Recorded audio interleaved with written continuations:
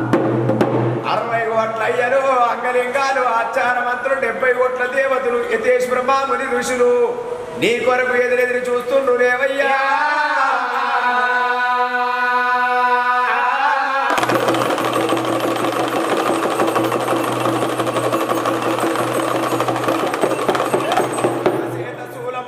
ఒక చేత జగ్గు పట్టి ఒక చేత బండారు పట్టి ఒక చేత భక్తులకు వరములు ఇచ్చేది అలా.